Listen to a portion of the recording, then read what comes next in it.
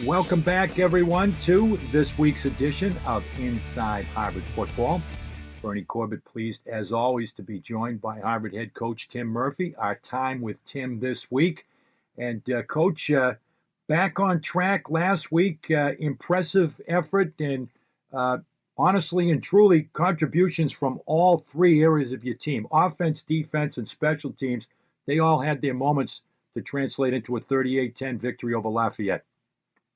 Well, yeah, Bernie, going in, we felt like we needed balanced effort, and we certainly got it. And special teams gave us huge momentum, field position, and obviously points on the board early in the game. So to get two huge special teams play out of Justice Shelton Mosley on the punt return and Adam Scott on the kickoff return was a tremendous way to sort of start the game. It's Shelton Mosley, the 85-yard punt return, and setting the tone, if you will, for what was to come later. And a couple of key blocks. I believe it was Noah Reimers that had a big block there on Shelton Mosley's. And Shelton Mosley returns the favor. Adam Scott goes 98 yards, and Shelton Mosley throws a big block on the return there to help out. No question. That's the thing.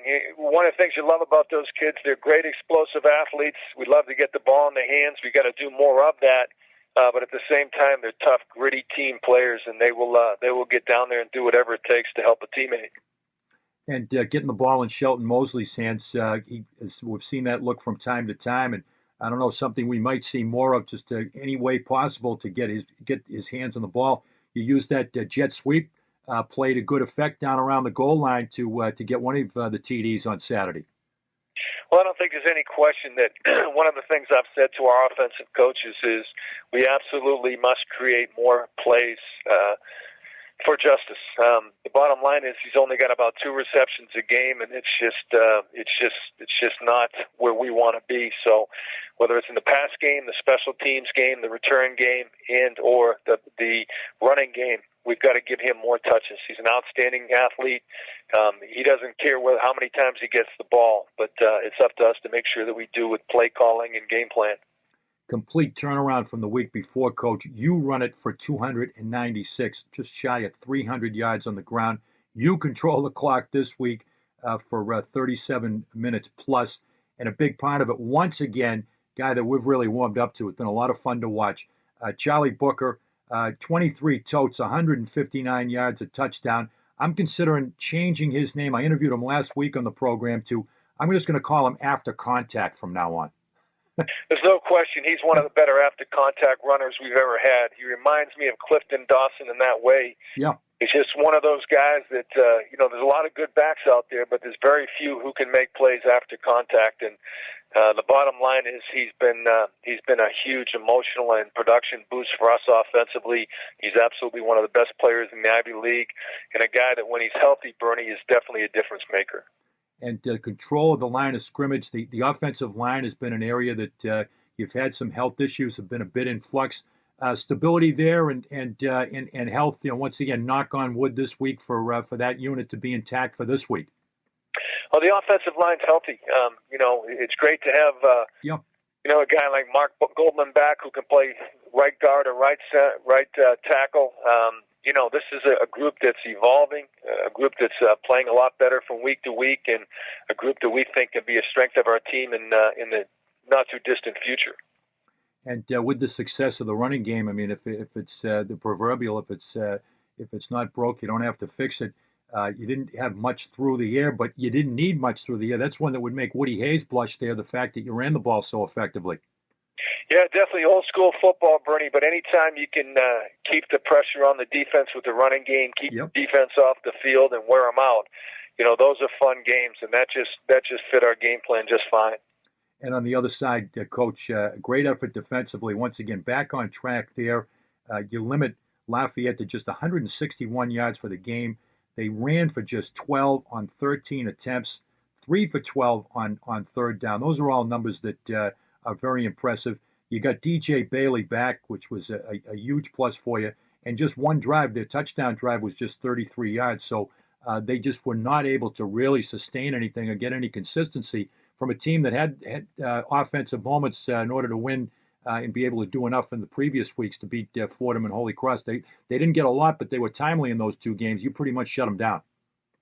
Well, I think the bottom line is if we make them drive the field, we feel like that's not going to be a touchdown. But we gave them some great field position on their kickoff return, something that has been a bit of a weakness for us this year. We've had, I believe, 5 kickoff returns of 50 yards or over. So that's what happened on that particular drive. And you give them a short field, you obviously up the percentages of finding a way to get a score. And the guy that I'd mentioned a couple of weeks ago, I'm going to mention him again because of his relentless, hard-hitting style out there. You can't help but notice Charlie Walker out there becoming more of a playmaker and more of an impact guy for your coach, it seems like, week in and week out. No question, and it couldn't come at a better time.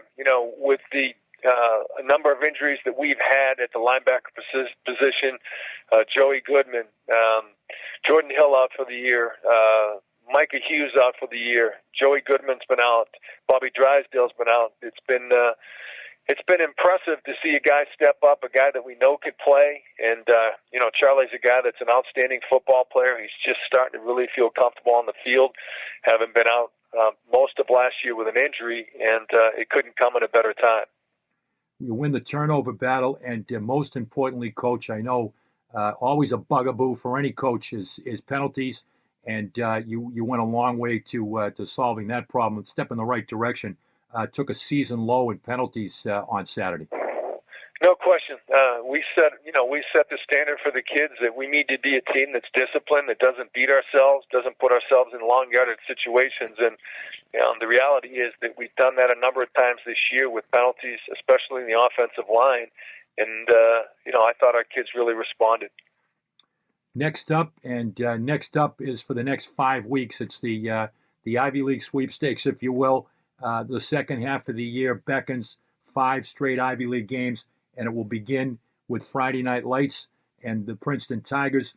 I guess you can get hung up on the film or the numbers, but for anybody in Crimson Nation who follows Harvard football closely, you can't help but take notice of the fact that this team, let's just start on the offensive side of the board here for a moment, has put up 103 points the last 2 weeks. It's just amazing numbers, and they've got some serious playmakers on that side of the ball.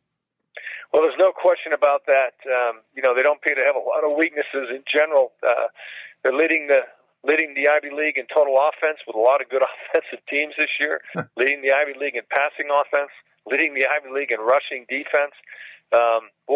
They're just a tremendous football team, and the bottom line is we're going to have to play our best football game of the year by far to get a win on Friday night. So you see great quarterbacks from year to year. They had a guy named Quinn Epperly not too long ago. Chad Kanoff, how do you rate him, Coach, as you look at him with some of the good ones you've had to prepare and defend? Well, he's improved tremendously over the course of the career, and that's a credit to both him and the Princeton coaching staff. But he's just extremely efficient. Not one of the most mobile guys they've had. Quinn was obviously a very mobile, athletic, multi-purpose quarterback. In this particular case, he's more of a pro-style quarterback, and he's very much a precision passer. They have a precision passing game, and it's been operating on all cylinders thus far. And they've got a home run threat, it seems like, anytime he touches the ball, even from 96 yards away with Charlie Volker off of 4 touchdowns against Brown last week.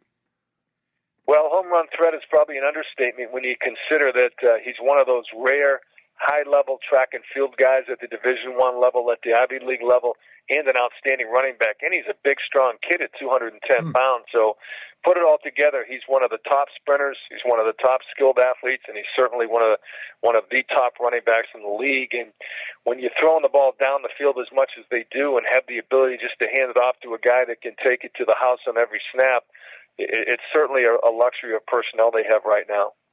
And on the defensive side, Coach, they seem to have done a good job of reinventing that defense, if you will, from some departures over the last couple of years to replenish. I keep looking at the fact that they've got Kurt Aluba. How many years has he been there? It seems like he's had some big games against Harvard in the past. He's a guy you're going to have to account for up front. I don't think there's any question that Kurt Aluba may be the top defensive football player in our league. He's a legitimate NFL prospect, and the reality is, with his knee injury 2 years ago, he has another year after this. So, wow, he kind of haunts us. But we're not going to let him haunt us this game. He's an outstanding player, but we've got to make sure that we block him, because if you don't, It's not just a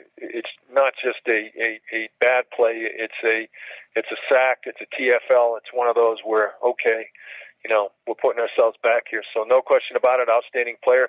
And again, even though they had to replace 8 starters, they've done a tremendous job doing that. They got a lot of skill on their defense, a lot of speed, and certainly highlighted by Kurt Haluba.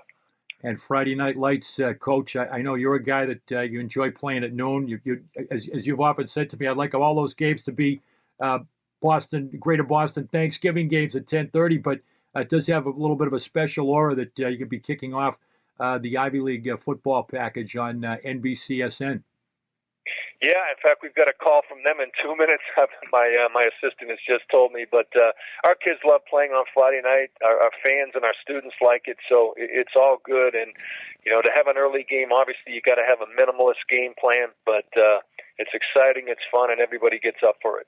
Thanks for the 2-minute warning, Coach. Keep all of your timeouts. Get to the next call, and we appreciate our time with Tim this week on Inside Harvard Football. Best of luck, Coach. Thank you, Bernie. Coach Tim Murphy with us, getting ready for the challenge of the Princeton Tigers here on Inside Harvard Football. We'll be back.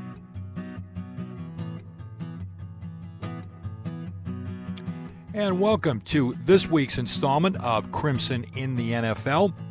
All the action for Harvard alums this week occurred in Tampa as Ryan Fitzpatrick came off the bench for the Buccaneers to complete 22 of 32 passes for 290 yards and 3 touchdowns.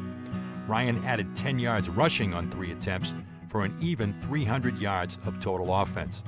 Unfortunately, it wasn't enough as Tampa Bay fell to the Arizona Cardinals by a score of 38-33.